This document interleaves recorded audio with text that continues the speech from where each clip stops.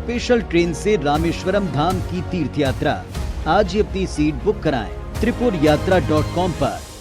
चलिए अब बात करते हैं छत्तीसगढ़ की सियासत की। भले ही सूबे में विधानसभा चुनाव को अभी थोड़ा वक्त हो, 1 साल से थोड़ा ज्यादा, लेकिन सियासी हमलों की रफ्तार दिनों दिन तेज हो रही है। वार पलटवार बढ़ता जा रहा है। कोई किसी को एक भी मुद्दे पर बख्शने के मूड में नहीं।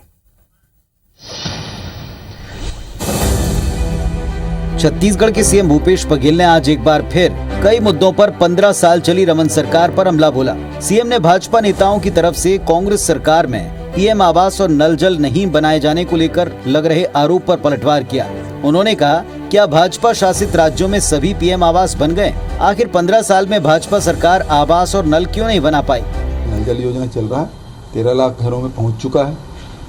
सवाल इस बात का है कि 15 साल आपको सत्ता मिली और 15 साल में आप मकान नहीं बना पाए। सीएम भूपेश ने कहा कि जो हमने किया वो सब देख रहे हैं, लेकिन मेरे 3 साल के कार्यकाल में भाजपा मुझसे हिसाब मांग रही है।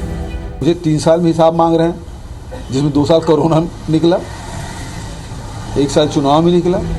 वहीं इस पर बीजेपी विधायक बृजमोहन अग्रवाल ने सूबे के सीएम को कुछ इस अंदाज में घेरा।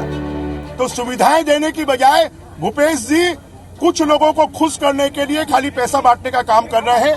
गरीबों को जो सुविधा देनी चाहिए उसके लिए काम नहीं कर रहे हैं। दरअसल सूबे में विधानसभा चुनाव के लिए अब कम वक्त बचा है और ऐसे में दोनों दल एक दूसरे को घेरने का कोई मौका नहीं छोड़ रहे हैं।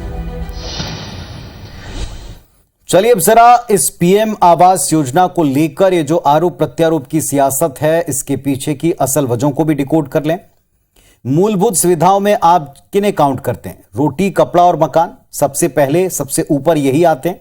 आजादी के 75 साल बाद भी आज देश में एक बड़ी आबादी झुग्गी में रहने के लिए मजबूर है और इसे लेकर केंद्र ने 2022 तक देश भर में जरूरतमंद को पक्का मकान देने का एक लक्ष्य तय किया।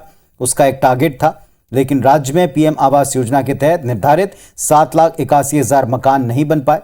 हाल ही में केंद्रीय ग्रामीण मंत्रालय के डिप्टी डायरेक्टर जनरल ने प्रदेश के एसीएस को पत्र लिखकर राज्य में पीएम आवास योजना के परफॉर्मेंस पर असंतोष जाहिर किया। इस मुद्दे पर सियासी वार पलटवार तो आपसे छिपा नहीं है, लेकिन इन सब के बीच में असल सवाल यह है कि क्या आप दूसरे से हिसाब मांगने से पहले अपनी तरफ से वाकई वो काम कर चुके हैं जिस काम के लिए आपकी सरकार बनी थी, जिस काम के लिए आपकी सरकार ने भी संकल्प लिया था? लेकिन क्या अब उस तर्क के आधार पर आज यहां देरी को जस्टिफाई किया जा सकता? यह भी जनता के मन में सवाल।